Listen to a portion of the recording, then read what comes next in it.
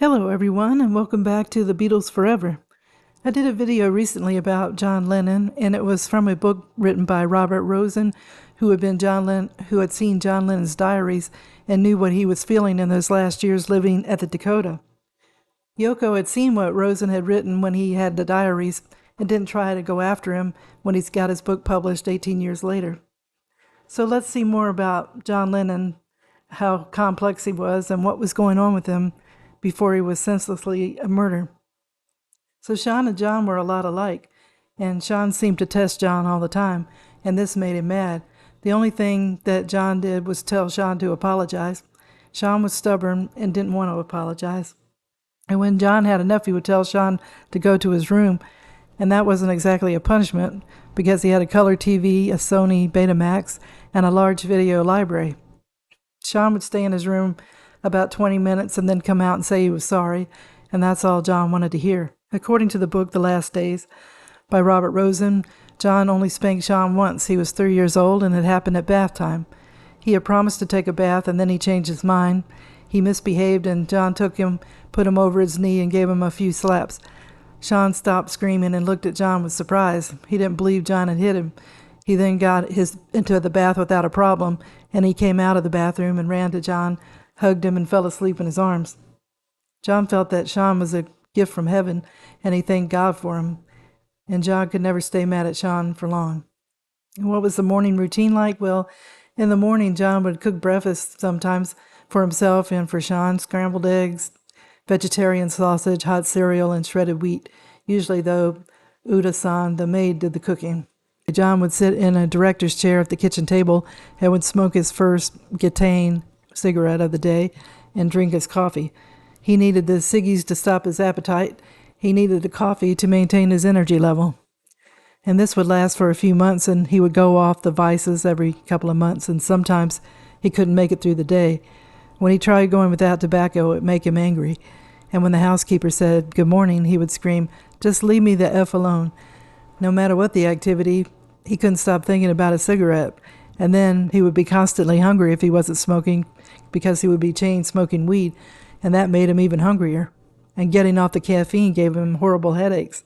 There were times he decided he didn't need to give up coffee, and the urge to quit cigarettes stayed with him, though. On the new year of 1980, he lasted 2 weeks without smoking, and the third week he was back on the cigarettes. The fourth week he was chain smoking, and then he would get mad at himself and be embarrassed about how weak he was. And then in the early part of 1980, he allowed himself to enjoy his morning cigarette and coffee. His eating habits? Well, John loved to have sweets. His favorite lunch was apple pie with a scoop of vanilla ice cream and then a salad. It's the European way. He would keep a record of every morsel of food he put in his mouth. He made out a shopping list, and the help would go to the New York City's best health food stores like Tilly's. And they bought vegetables, brown rice, couscous, free-range chickens. After 2 weeks of strict microbiotic meals, John's willpower would weaken. It usually happened after he smoked Thai weed. He'd get the munchies and eat half a dozen big homemade cookies or cream-filled pastry. He loved cakes, cookies, pies, custard, ice cream, and chocolate. I think we all do. John felt that sugar was poison and would drive him insane. In the morning, he would have indigestion and diarrhea and have a desire to fast. He could never figure out why he would binge like that.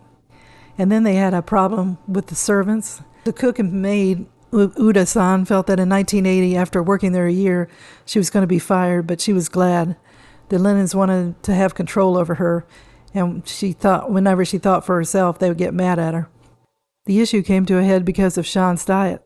The trouble was Sean didn't want to eat brown rice and vegetables all the time. He would ask for a pizza pie or ask her to cook a hamburger or go to McDonald's. The housekeeper would do it when she thought she could, but John got suspicious. He caught her one time giving Sean a cheeseburger. John was mad because Sean was getting fat. John didn't want to see anyone get fired, though.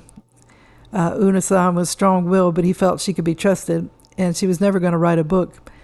He never really fired anybody. Yoko was the one who did that. So they had locks on the various apartments, offices, storerooms, and they were always changing them. And when people that worked there didn't get a new key, that is when they knew they were fired. The staff member would just vanish. Uda-san would vanish at the end of the summer. And the way people were hired was a bit different. They used a tarot card reader named Charlie Swan.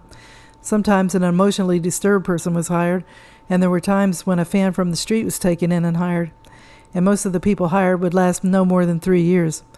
John and Yoko's rule was nobody became indispensable, and they were fired. Fred Seaman's aunt was the exception. She was Sean's governess. She was 60 years old. John liked her. He enjoyed talking to her, and Sean loved Helen like a mother, and she worshipped him. She never lost her temper or patience. She was Sean's best friend. Yoko would fire her for being indispensable, but Sean would scream until he got her back. John and Yoko knew they couldn't go without having servants. They had no choice but to trust everybody they hired.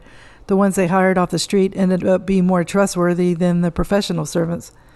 The professional servants felt like they were overworked and underpaid. And they were paid pretty good, though. They just were surrounded by material wealth, and there was an urge to steal things. John loved to draw little cartoons on scraps of paper, and he would leave them lying around. Some servants would steal them and sell them at Beatle conventions. Yoko got wise and would dispatch a gopher to buy up all the Lennon memorabilia in sight. And then they would be stored and forgotten about. And they had so much stuff it was hard for them to keep track of everything. And brazen thieves would steal stereo components and color TV sets. And one time a housekeeper took thousands of dollars of Yoko's furs and then quit. The police were called, but nothing could be proven, and the charges were dropped. John and Yoko knew that every servant had the ability to go to a tabloid or write a book.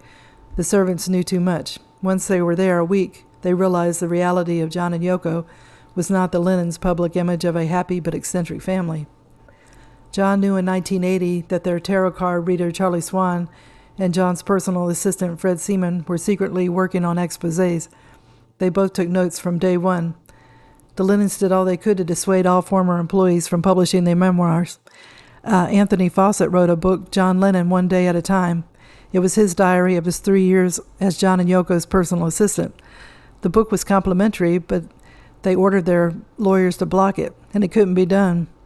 And then John tried to stop Cynthia's book. John was upset because Cynthia knew too much. He braced for the worst, but when he started reading her book, A Twist of Lennon, it wasn't what he expected. She told in tender description the early days of when they met at art college.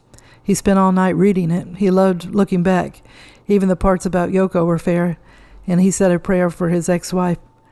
Dear God, please show her the way. Thank you, thank you, thank you. So after breakfast, John would go down to Studio One and check in on Yoko. He would sit in Yoko's office and watch her while she was on the phone. He was also checking to see if she might be taking heroin.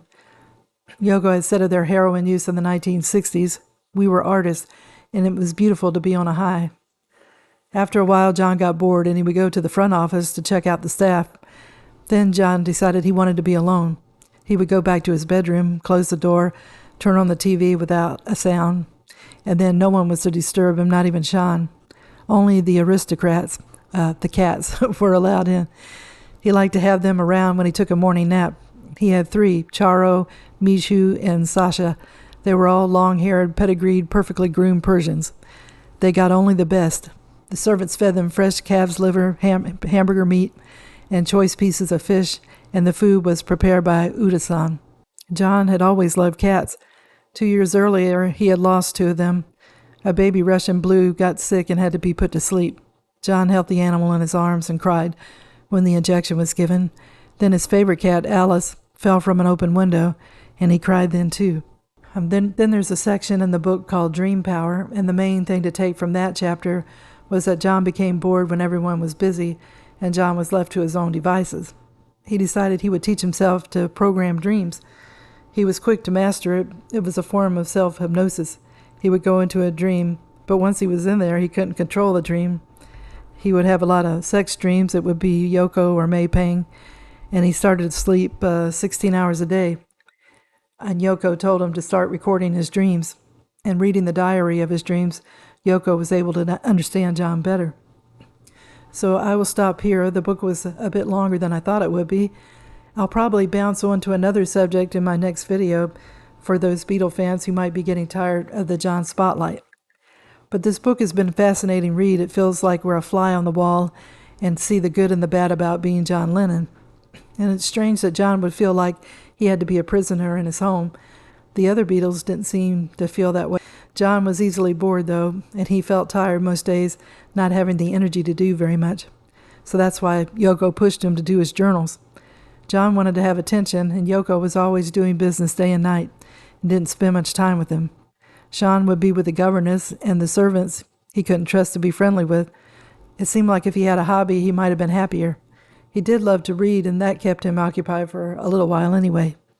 So there's a saying that no one knows what goes on behind closed doors, and it's certainly the case here. And some of the things here show that money doesn't buy happiness. So I hope everybody enjoyed the video. If you did, if you could give it a thumbs up, it would be greatly appreciated. And it shows I'm going in the right direction. And be sure to click on the notification bell, and it'll let you know when a new video is released.